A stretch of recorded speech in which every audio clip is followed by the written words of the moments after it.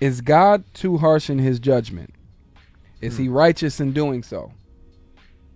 I hope that we've explained it well enough and you guys have come to the truth enough to be able to answer that from a biblical standpoint.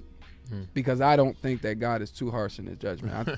I think sometimes I feel like he's a little too nice in his judgment towards me specifically, but towards everyone in general. Right.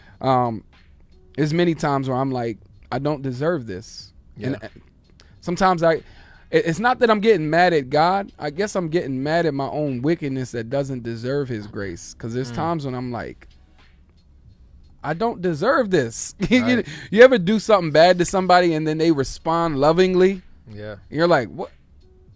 Yeah. Why aren't you yelling at me? What? Why don't you get mad? You should be flipping out on me. Like, Yeah. we shouldn't be able to be friends after this. Yeah. Yeah. That's wild, especially like with spouses. Yeah. Like when my wife responds lovingly towards me when I'm acting up, being mean, or like just in general when I'm just acting up. Yeah. I'm like, come on.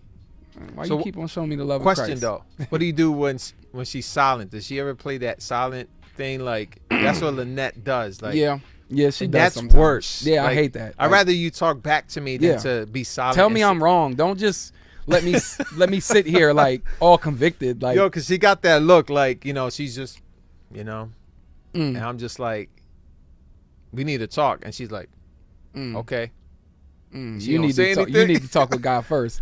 I'm just like, yo, that's like a almost like a live like parable of judgment. Like it don't look good. You already know she's upset. Like Abner says, no, God is not unrighteous in he's not too harsh in his judgment. He's holy and righteous in all his judgments. The cross. Amen. I hope I said it the way he was thinking it.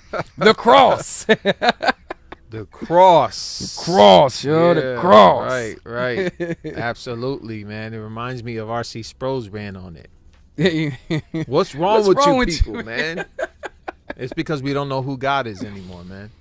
Daniel says exactly. If we're living by his standard and commandments, then by that he's almost too gracious and forgiving and patient. But we don't always look to his good. We put our focus on the negative feeling.